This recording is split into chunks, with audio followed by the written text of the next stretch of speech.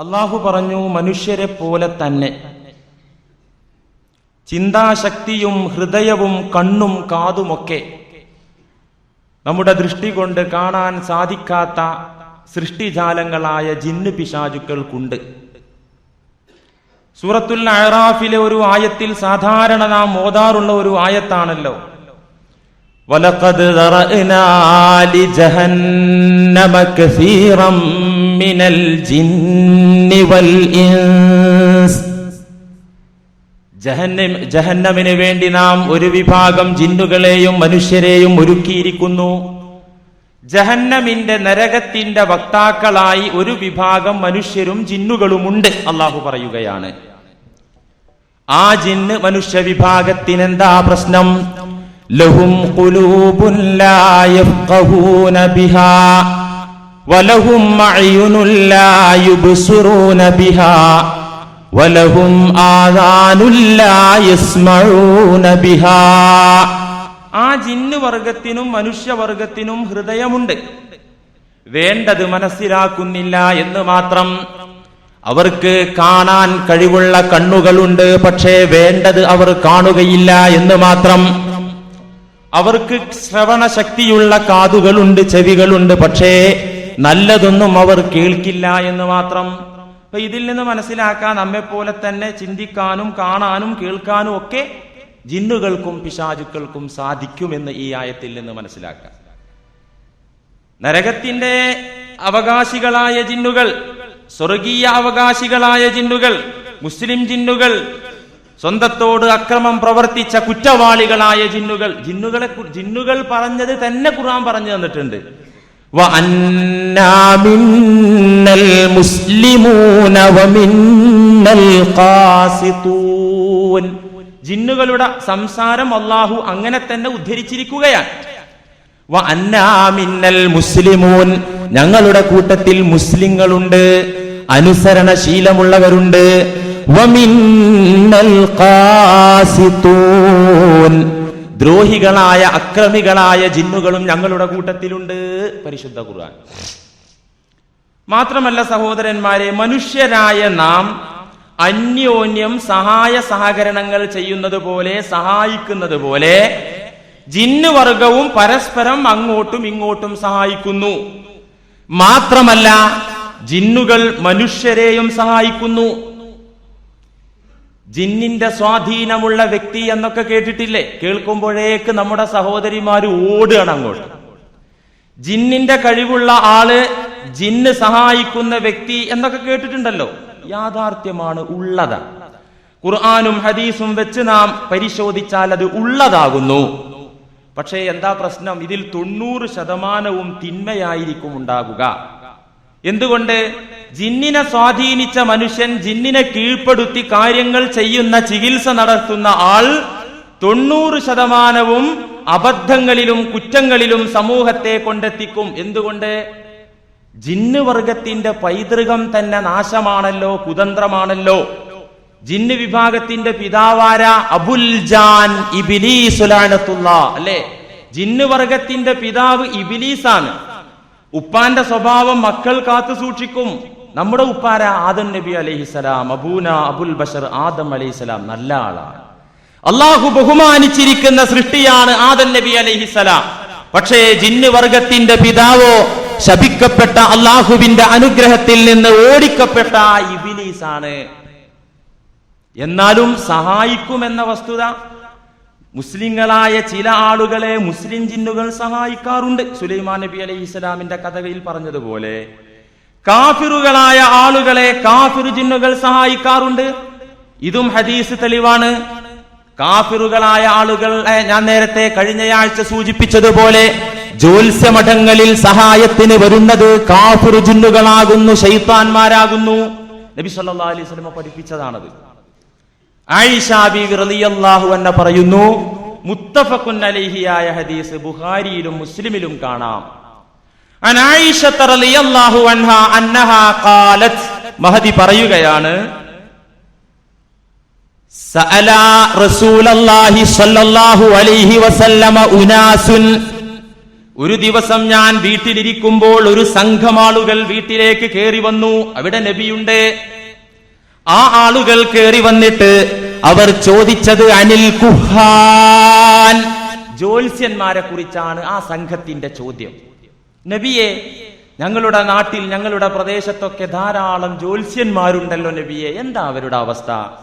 ആയിഷ ബീവി പറയാ, ഞാൻ ശരിക്ക് ചെവി വട്ടം പിടിച്ചു നിന്നു. എന്താണ് പറയുന്നത് കേൾക്കണമല്ലോ.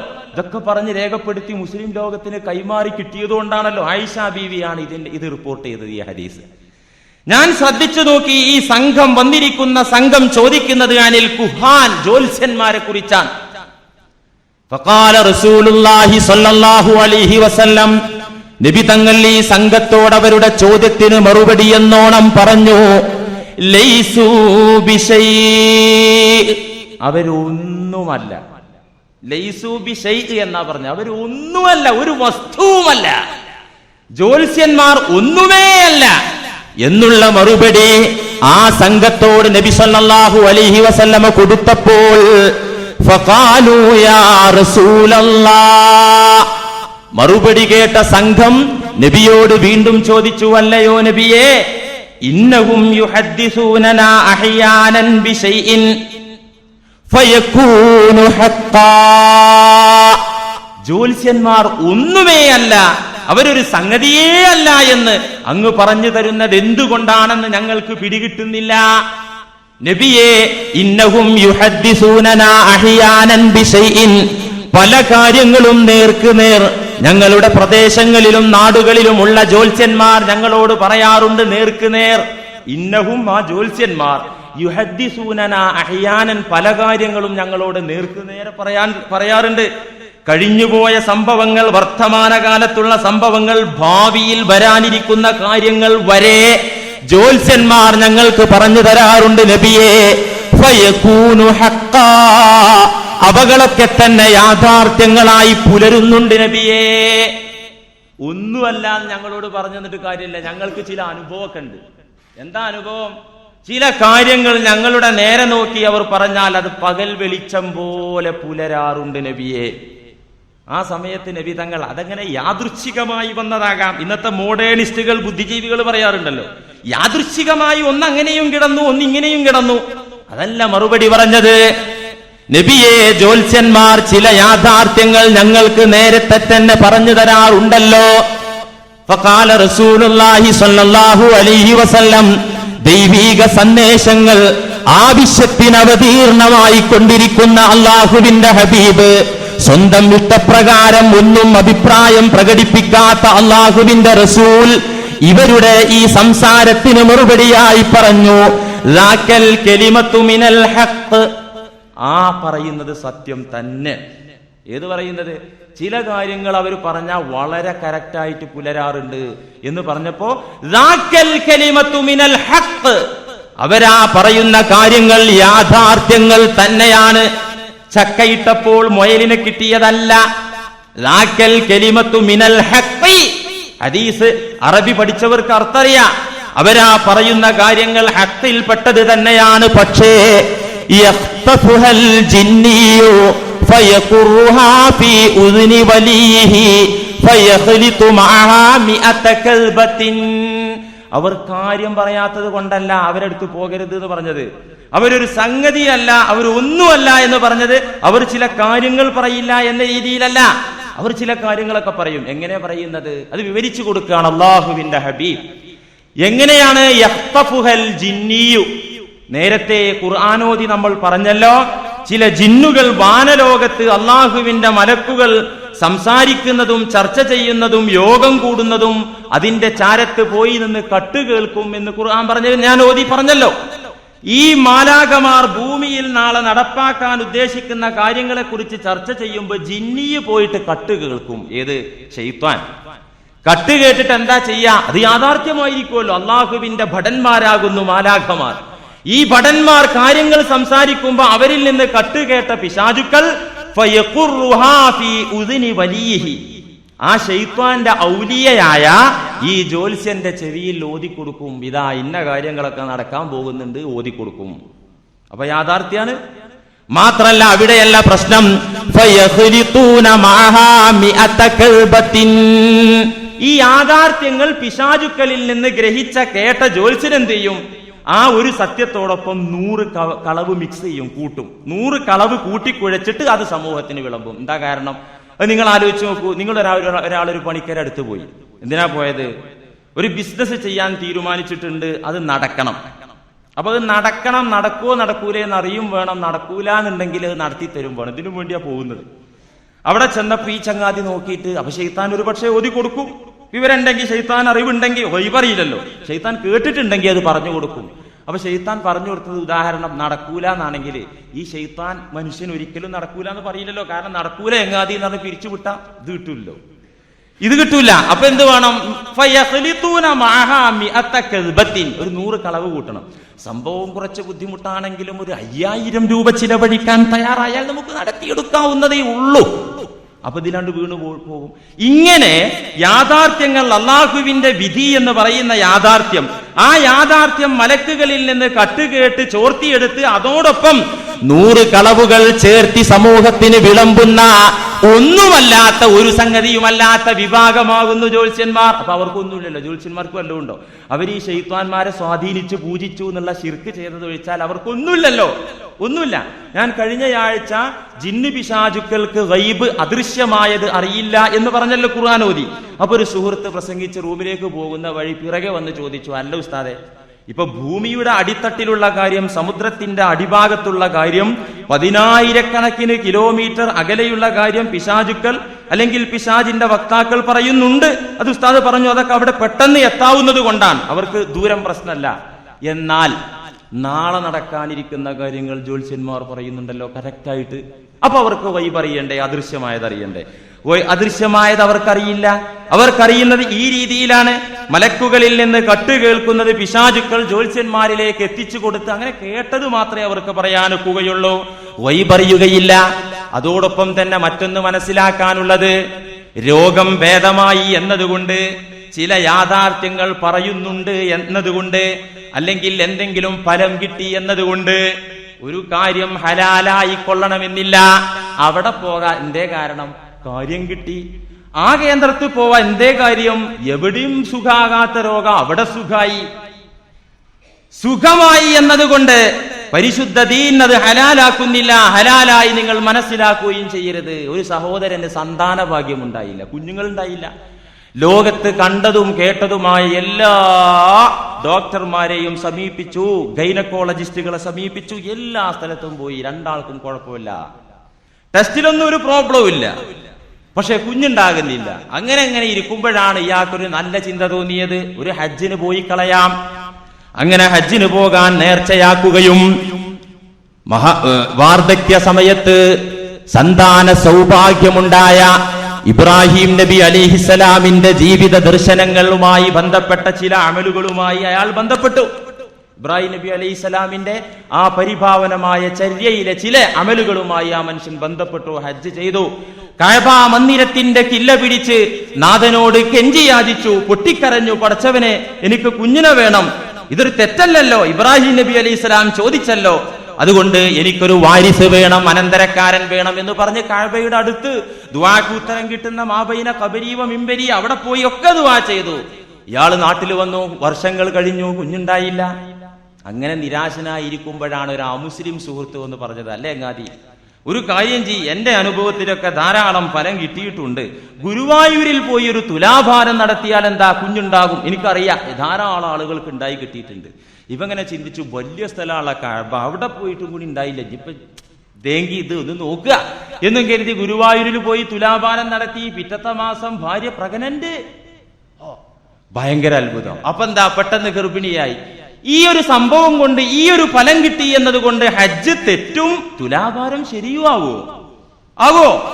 ആവില്ല. ഇതെന്തെങ്ങനെ വന്നത്? പിശാചിന്റെ ചൂണ്ടയാണത്, പിശാചിന്റെ ചൂണ്ടലാണ്. പിശാചിന്റെ ചൂണ്ടയിൽ, ആ കൊളുത്തിൽ അവൻ ഇരകോർത്തിരിക്കുന്നത് സന്താന സൗഭാഗ്യമാണ്. എന്തേ?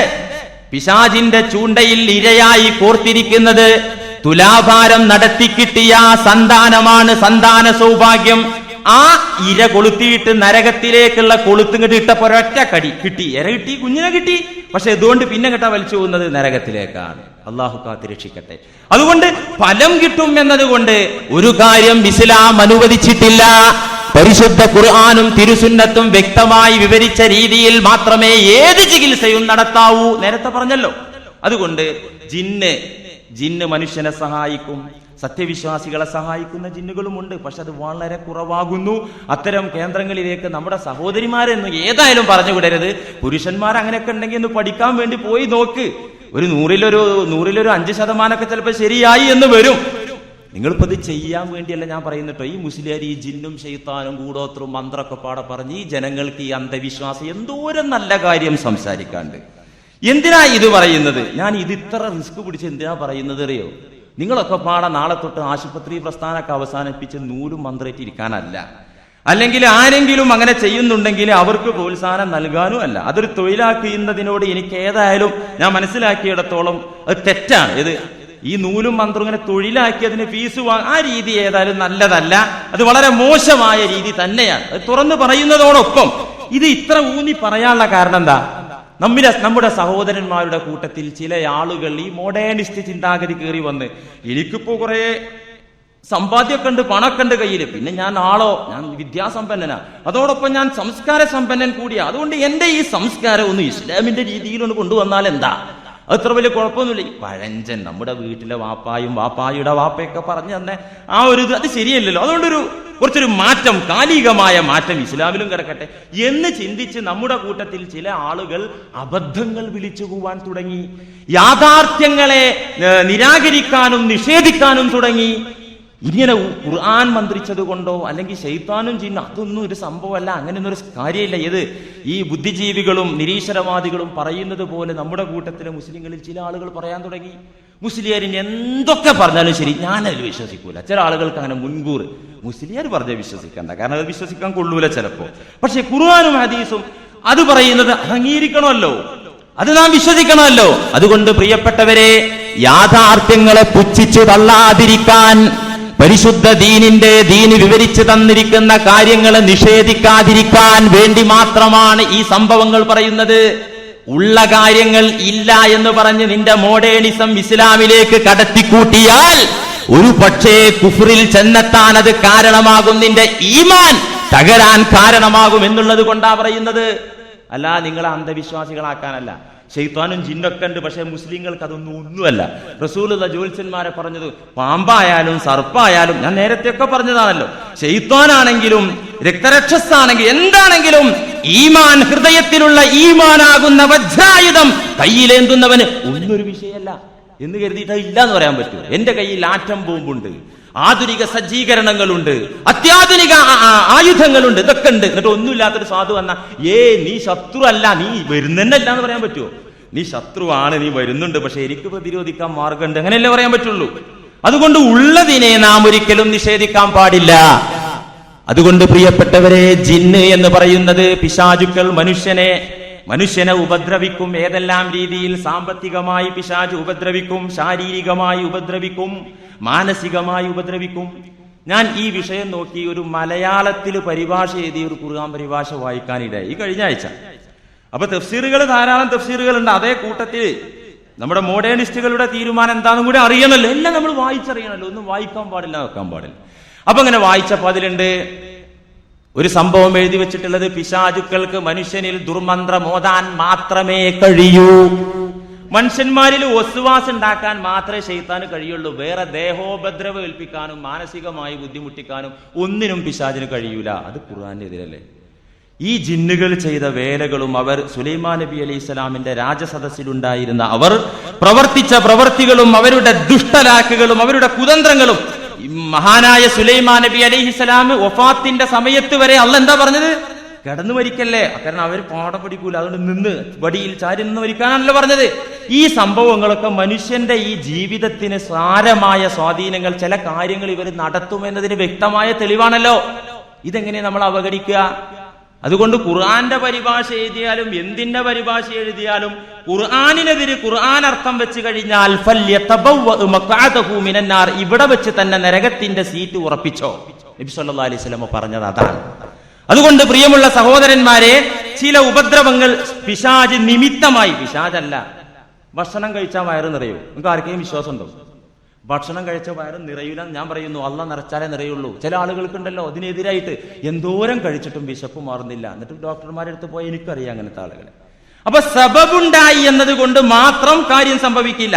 കത്തി കൊണ്ട്, മൂർച്ചയുള്ള കത്തി കൊണ്ട് ഇറച്ചിയിൽ ഇങ്ങനെ അമർത്തി മുറിച്ചു കഴിഞ്ഞാൽ മുറിയണല്ലോ. പക്ഷെ ഇസ്മായിൽ നബി അലൈഹി ഇസ്ലാമിന്റെ കഴുത്ത് മുറിഞ്ഞിട്ടില്ലല്ലോ, ഇല്ലല്ലോ. അങ്ങനെ സബബുമായി ബന്ധപ്പെടുത്തി എല്ലാ കാര്യങ്ങളും തീരുമാനിക്കാൻ പറ്റൂല. എന്നാലും സബബിലൂടെ ചില കാര്യങ്ങൾ സംഭവിക്കും. എല്ലാം ഉണ്ടാക്കുന്നത് അള്ളാഹു ആണെങ്കിലും ചില സബബ്, ഈ സബബ് എന്ന കൂട്ടത്തിൽ പിശാച് കാരണമായി വരും. മാനസിക അസ്വാസ്ഥ്യത്തിന് പിശാച് കാരണമായി വന്നേക്കാം. ശാരീരിക കുഴപ്പങ്ങൾക്ക് പിശാച് കാരണമായി വന്നേക്കാം. വരില്ല എന്ന് പറയരുത്, വന്നേക്കാം. നബി സല്ലല്ലാഹു അലൈഹി വസല്ലമ തങ്ങളുടെ ചാരത്ത് പോലും ശക്തനായ മല്ലനായ ഇഫ്രീത്ത് വന്ന സംഭവം ബുഖാരി ഉദ്ധരിച്ചുകൊണ്ട് കഴിഞ്ഞയാഴ്ച പറഞ്ഞത് നിങ്ങൾ കേട്ടല്ലോ. നമസ്കാരത്തിന് ഭംഗം വരുത്താൻ വേണ്ടി കരുത്തനായ ഒരു ജിന്ന് കയറി വന്നപ്പോ അവനെ ഞാൻ ഒതുക്കി, അള്ളാഹു അവനെ എനിക്ക് കീഴ്പ്പെടുത്തി തന്നു, ഞാൻ അവനെ പിടിച്ച് കെട്ടിയിടട്ടെ എന്ന് തോന്നി. മനസ്സിൽ വസ്വാസ് ഉണ്ടാക്കുന്ന ശൈത്താൻ എങ്ങനെ പിടിച്ച് കെട്ടുക? എന്നിട്ട് പറഞ്ഞു, നേരം പ്രഭാത സമയത്ത് നിങ്ങളൊക്കെ പള്ളിയിൽ വരുമ്പോ നഗ്നനേത്രം കൊണ്ട് അവനെ കാണാൻ പാകത്തിൽ ഞാൻ ബന്ധിക്കട്ടെ എന്ന് ഞാൻ ചിന്തിച്ചു പോയി. പക്ഷേ സുലൈമാൻ നബി അലൈഹിസ്സലാമിന്റെ പ്രാർത്ഥനയുണ്ടായത് കൊണ്ട് ഞാൻ ചെയ്തില്ല. അങ്ങനെ കാണാൻ പറ്റുന്ന ഒരു സാധനമായി പ്രത്യക്ഷപ്പെടുമ്പോ അത് വസ്വാസ് ഉണ്ടാക്കുന്ന ജന്തുവല്ലല്ലോ. മാത്രമല്ല സഹീഹ് മുസ്ലിമിൽ ഒരു ഹദീസ് കാണാം. عن ابي الدرداء رضي الله عنه قال قال رسول الله صلى الله عليه وسلم, നബി തങ്ങൾ പറയുകയാണ്, ഇന്ന അദുവല്ലാഹി ഇബ്ലീസ്. ഇമാം മുസ്ലിം ഉദ്ധരിച്ച ഹദീസാണ്. ഇന്ന അദുവല്ലാഹി ഇബ്ലീസ്, അല്ലാഹുവിന്റെ ശത്രുവായ പിശാച്, ജാഅ ബിശിഹാബിൻ മിന്നാർ, ഒരു അഗ്നിയുടെ ഉണ്ടയുമായി വന്നു, ഒരു തീക്കൂട്ടവുമായി വന്നു. അങ്ങനെ ഒരു തീയുണ്ടയുമായി എന്റെ അടുത്ത് വന്നു. ലിയജഅലഹു ഫീ വജ്ഹി, എന്റെ മുഖത്തേക്ക് ആ തീയുണ്ട എറിയാൻ വേണ്ടി. ഇതൊക്കെ ആലങ്കാരികമായ ചില പ്രയോഗങ്ങളാകുന്നു. ഇതിന്റെയൊക്കെ ഉള്ളിൽ ചില പൊരുളുകളുണ്ട്. അങ്ങനെ പിശാച് വരുന്നില്ല. എന്നാ പിന്നെ അങ്ങനെ പറഞ്ഞു കൊടുത്തൂടെ കൗമിന്? എന്തിനാ ഈ മനുഷ്യനെ ഇടങ്ങാറാക്കുന്നത്? റസൂലുള്ളാഹി സ്വല്ലല്ലാഹു അലൈഹി വസല്ലമ തങ്ങൾ സംസാരിക്കുന്നതും പരിശുദ്ധ ഖുർആൻ സാഹിത്യ സമ്പുഷ്ടമാണ്. എന്നാലും ഖുർആനെ നിങ്ങൾക്ക് എളുപ്പാക്കി തന്നിട്ടുണ്ട്. ഇതൊന്നും നിന്റെ ബുദ്ധി കൊള്ളൂലോ, അതുകൊണ്ടൊന്നും കിട്ടൂല. അങ്ങനല്ല, ഓരോരുത്തരുടെയും പാത്രത്തിന്റെ അളവിനനുസരിച്ച് ആ ഖുർആനിൽ നിന്ന് നമുക്ക് വാരിയെടുക്കാം, നമുക്ക് മുക്കിയെടുക്കാം, കോരിയെടുക്കാം. കിട്ടൂല എന്ന് പറയാൻ പറ്റൂല. എന്നാ പിന്നെ ഈ ഭാഷ, തിരിയുന്ന ഭാഷ പറഞ്ഞൂടെ? അവർക്ക് തിരിയുന്ന ഭാഷയിലാ പറഞ്ഞത്. ഇങ്ങനെ തീയുണ്ടയുമായി ഒരു പിശാച് എന്റെ അടുത്ത് വരികയും ലിയജഅലഹു ഫീ വജ്ഹി, എന്റെ മുഖത്തെറിയാൻ ശ്രമം നടത്തുകയും ചെയ്തു. അപ്പൊ എന്താ ചെയ്തത് നബി? ഉടനെ ഒരു ജ്യോത്സ്യന്റെ അടുത്തേക്ക് ഓടിപ്പോയിക്കൊണ്ട് ഇതിൽ നിന്ന് മോചനം വേണം, ഞാൻ പേടിച്ചിട്ടുണ്ട് എന്ന് പറയല്ല. അതല്ല ചെയ്തത്. അതും നമുക്ക് മനസ്സിലാക്കണേ. ഈ ശൈത്താനും ജിന്നൊക്കെ പറയുമ്പോൾ ശിർക്കിലേക്ക് നമ്മൾ പോകുന്നത് അത് തടയാനാ വലിയ കാര്യം. അല്ല, നിങ്ങൾ ചികിത്സിച്ചില്ല ഒരു കുഴപ്പമില്ല. ഞാൻ ആത്മീയ ചികിത്സക്ക് ഇല്ല. മന്ത്രം ഖുർആനോതി മന്ത്രിച്ചാലും ശരി, ഹദീസോതി മന്ത്രിച്ചാലും, അതിലും വലിയ സാധനം ഓതി മന്ത്രിച്ചാലും ശരി, ഞാൻ വിശ്വസിക്കൂല. ആശുപത്രിയിലേ പോവുള്ളൂ. ഒരു കുഴപ്പമില്ല. അതുകൊണ്ട് വല്ല കുഴപ്പമുണ്ടോ? ഒരു കുഴപ്പമില്ല. ഞാനത് ചെയ്യൂല, ഞാൻ ആശുപത്രിയിലേ പോവുള്ളൂ. ഒരു കുഴപ്പം അതുകൊണ്ടില്ല. പക്ഷേ നേരെ മറിച്ച് ശിർക്കിൽ ചെന്ന് വീണാലോ എന്നാലും ഇത് നിഷേധിക്കുന്നത് അപകടമാണ് കേട്ടോ. ഞാൻ ചെയ്യൂല ചങ്ങാതി, ഞാൻ ചെയ്യൂല, ഞാൻ ആശുപത്രിയിൽ പോവുള്ളൂ, ഞാൻ പരിശുദ്ധ ഖുർആനിലെ ഫാത്തിഹ ഓതി പോലും ഞാൻ ഊതൂല എന്ന് പറഞ്ഞാല് കുഴപ്പമൊന്നുമില്ല. അവൻ ചെയ്തില്ലെങ്കിൽ കുഴപ്പമൊന്നുമില്ല. പക്ഷെ അങ്ങനെയൊന്നും ഇല്ല എന്ന് പറയുമ്പോൾ അപകടം. അതോടൊപ്പം തന്നെ ഉണ്ട് എന്ന് പറഞ്ഞ് അമിതമായി അതിൽ ഇറങ്ങി തിരിച്ച് ശിർക്കിലെത്തുന്നതും അതും സൂക്ഷിക്കണം. ഞാൻ ആദ്യമേ ആമുഖമായി നിങ്ങളോട് ഓർമ്മപ്പെടുത്തിയത് നമ്മൾ മധ്യത്തിൽ നിൽക്കണമെന്നാണ്, അല്ലെ? നമ്മളൊന്നും പാഴാക്കാനും പാടില്ല, പിടിവിട്ട കളിയും പാടില്ല. സത്യവിശ്വാസികൾ ഖൈറുൽ ഉമൂരി ഔസത്തുഹാ, മധ്യത്തിൽ നിലകൊള്ളണം എന്നാണല്ലോ പറഞ്ഞത്. ഏതായാലും അഗ്നിയുടെ ഉണ്ടയുമായി എന്റെ മുഖത്തെറിയാൻ വന്ന പിശാചിനെ ഞാൻ കണ്ടപ്പോൾ ഫഖുൽതു, ഞാൻ ഉടനെ പറഞ്ഞത് അഊദു ബില്ലാഹി മിൻക സലാസ, 3 തവണ അഊദു ബില്ലാഹി മിൻക, അഊദു ബില്ലാഹി മിൻക, അഊദു ബില്ലാഹി മിൻക എന്നാ പറഞ്ഞത്. അല്ലാഹുവിൽ നിന്ന്, അവന്റെ കുതന്ത്രത്തിൽ നിന്ന് അല്ലാഹുവിൽ അഭയം പ്രാപിച്ചു 3 തവണ അഊദു ചൊല്ലി. എന്നിട്ടോ അൽഅനകല്ലാഹു ബിലഅനത്തില്ലാഹി താമ്മ, ശപിക്കപ്പെട്ടവനെ, അള്ളാഹുവിന്റെ എല്ലാ ശാപവും അള്ളാഹുവിന്റെ ഭാഗത്തുള്ള എല്ലാ പരിപൂർണമായ ലഅനത്തുകളും നിന്റെ മേലിലുണ്ടായിരിക്കട്ടെ എന്ന് ഞാൻ പറയുകയും ചെയ്തു. അവന്റെ മുഖത്ത് നോക്കി. അവനെ പിടിച്ചാലോ എന്ന് ഞാൻ വിചാരിച്ചു. പക്ഷേ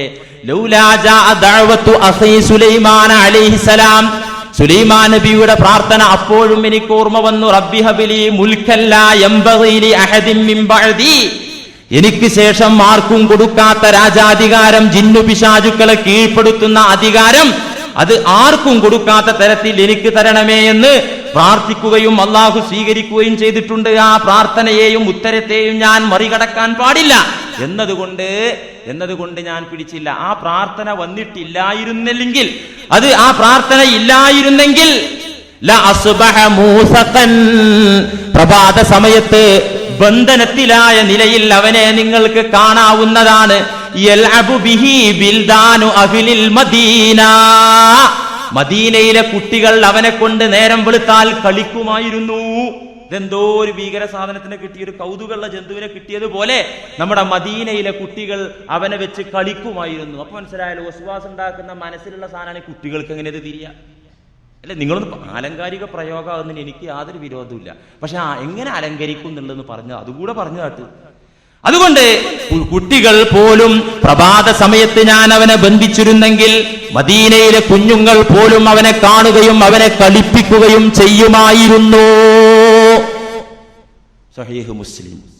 അപ്പോ ഈ രീതിയിൽ പല രീതിയിലും വന്നിട്ടുണ്ട്. ഇപ്പൊ നിങ്ങൾ ആലോചിച്ച് നോക്കൂ, അയ്യൂബ് നബി അലൈഹിസ്സലാം വളരെയധികം പരീക്ഷണങ്ങൾ ഏറ്റുവാങ്ങിയ പ്രവാചകരാണല്ലോ അയ്യൂബ് നബി അലൈഹിസ്സലാം, അല്ലേ?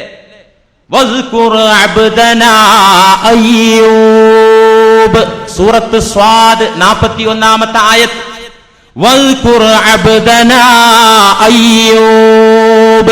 നമ്മുടെ ദാസനായ അയ്യൂബിനെ കുറിച്ച് നബിയെ അങ്ങയുടെ സമൂഹത്തിന് വിവരിച്ചു കൊടുക്കൂ. അയ്യൂബ് നബിയുടെ കഥ അവർക്ക് പറഞ്ഞു കൊടുക്കൂ. അല്ലാഹ് പറയാൻ എപ്പോഴത്തെ കഥ?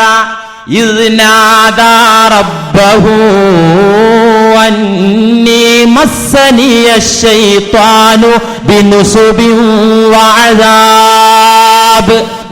ഇത് നാദാ റബ്ബഹു, അയ്യൂബ് നബി അലൈഹിസ്സലാം അയ്യൂബ് നബിയുടെ നാഥനോട് പ്രാർത്ഥിച്ച സന്ദർഭം വിവരിച്ചു കൊടുക്കൂ. എന്താ പ്രാർത്ഥിച്ചത്? പടച്ചവനെ, അന്നീ മസ്സനിയ ശൈത്വാനു ബിനുസുബിൻ വഅദാബ്, പടച്ചവനെ പിശാചി എന്നെ സ്പർശിച്ചിരിക്കുന്നു, ധാരാളം അവശതകളും ബുദ്ധിമുട്ടുകളും രോഗങ്ങളും ശിക്ഷകളും പിശാച് നിമിത്തമായി എനിക്കെത്തിയിരിക്കുന്നു പടച്ചവനെ എന്ന് പ്രാർത്ഥിച്ച സന്ദർഭം വിവരിച്ചു കൊടുക്കൂ. ഖുർആന്റെ ആയത്ത് നോക്കണം. വദ്കുറു അബ്ദനാ അയ്യൂബ് ഇദ് നാദാ റബ്ബഹു അന്നീ മസ്സനിയ ശൈത്വാനു ബിനുസുബിൻ വഅദാബ്, അവശതകളും ക്ഷീണങ്ങളും രോഗങ്ങളും പിശാച് നിമിത്തമായി എനിക്കെത്തിയിരിക്കുന്നു. തഫ്സീറുകളിൽ കാണാം. അപ്പൊ പിശാച് അതിന്റെ ഒരു കാരണക്കാരനാകും, അള്ളാഹുവാണ് വിധിക്കുന്നതെങ്കിലും പിശാച് നിമിത്തമാകും, ഹേതുവാകും, സമ്പ്രദായ മാധ്യമമാകുമെന്ന് തഫ്സീറുകളിൽ കാണാം.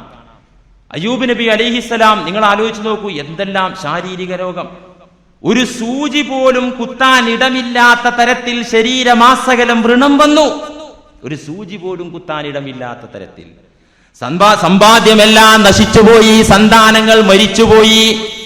ഇങ്ങനെ രോഗം ബാധിച്ച് ബുദ്ധിമുട്ടിയ സമയത്ത് നാട്ടുകാരും വേണ്ടപ്പെട്ടവരുമെല്ലാം ചാരത്ത് നിന്ന് ഓടിപ്പോയി. ഇത് കണ്ടിട്ട്, ഈ രോഗം കണ്ടിട്ട് ഭാര്യ മാത്രമാണ് അവിടെ പിടിച്ചു നിന്നത് അവരുടെ വിശ്വാസത്തിന്റെ ശക്തി കൊണ്ട്. എന്നിട്ടും അയ്യൂബ് നബി അലൈഹിസ്സലാമിന്റെ ഭാര്യ സ്വന്തം തന്റെ പ്രിയതമന്റെ കാര്യങ്ങൾ നിർവഹിച്ചു കൊടുത്തില്ല. അതിന് കൂലിക്കാരെ വെച്ചു കുളിപ്പിക്കാനും ഭക്ഷണം കൊടുക്കാനും.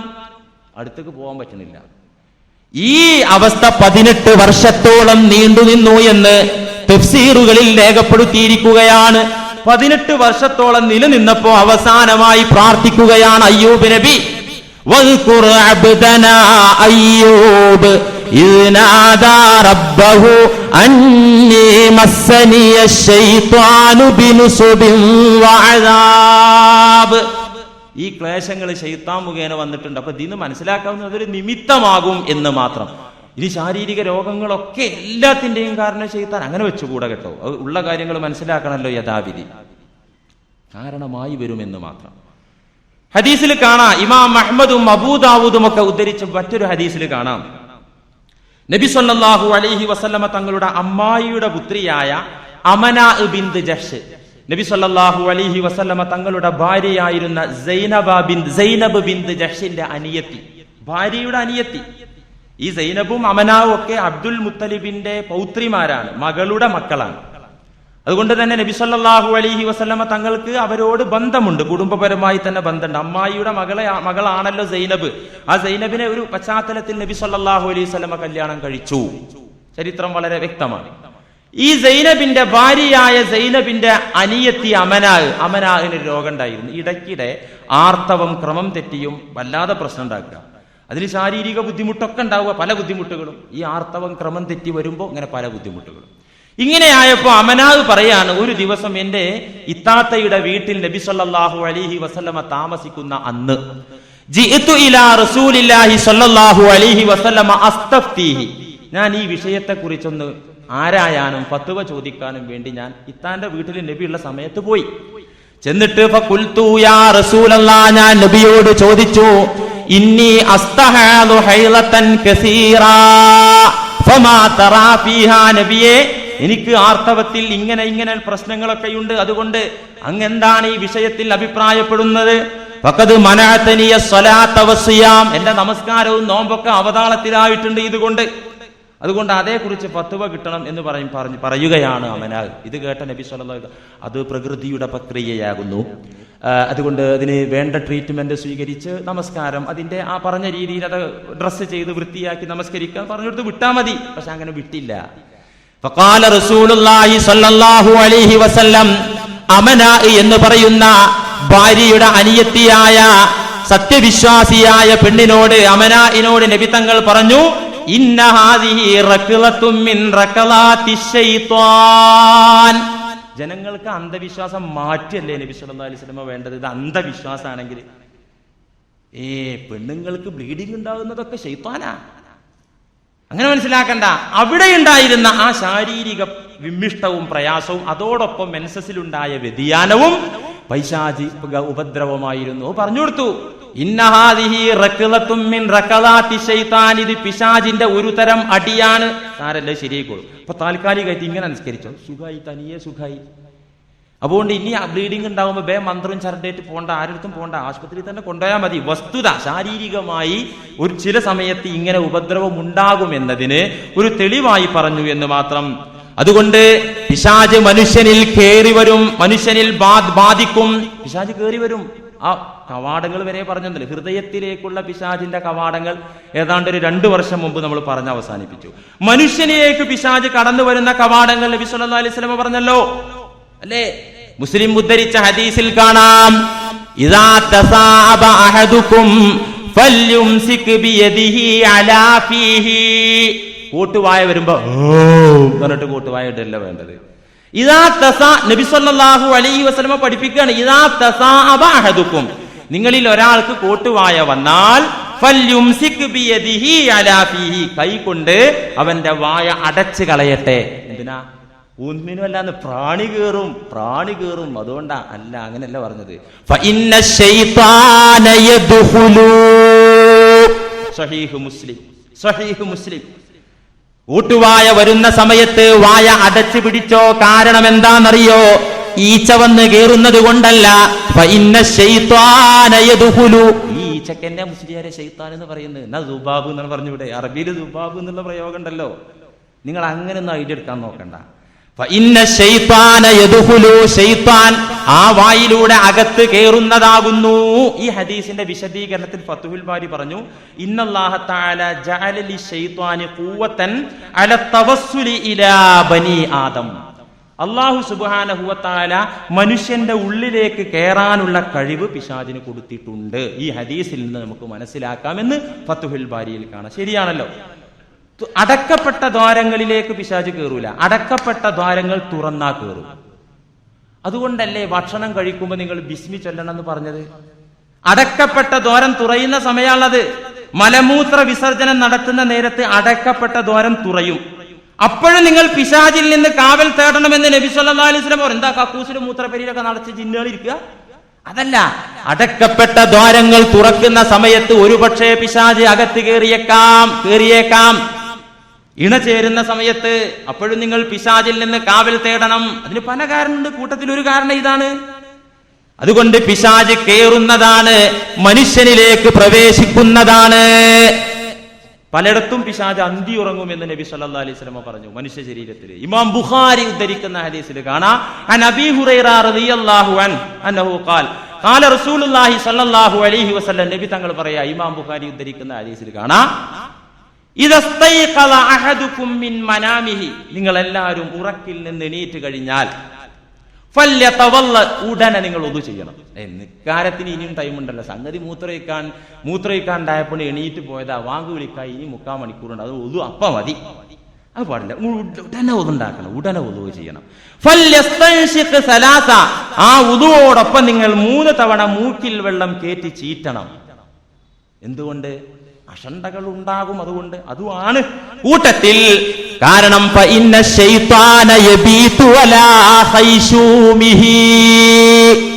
ഒരു പക്ഷേ പിശാച് നിന്റെ മൂക്കിൽ വന്ന് താമസിച്ചിട്ടുണ്ടാകാം. മൂക്കിലാ ശൈത്താൻ ഇരിക്കുന്നത്, എന്താ മുസ്ലിയാരെ, ഞാൻ എന്താ ചെയ്യാ, ഞാൻ ബുഖാരിയിൽ കണ്ട ഹദീസ് പറഞ്ഞേ ഉള്ളൂ. നിങ്ങൾ രാവിലെ വിരിപ്പിൽ നിന്ന് എണീറ്റ് കഴിഞ്ഞാൽ ഉടനെ wudu ചെയ്യണം. ആ wuduയിൽ പ്രത്യേകമായി നിങ്ങൾ പരിഗണിക്കേണ്ടത് മൂക്കിൽ വെള്ളം കേറ്റിയിട്ട് ചീറ്റണം 3 തവണ. എന്തുകൊണ്ട്?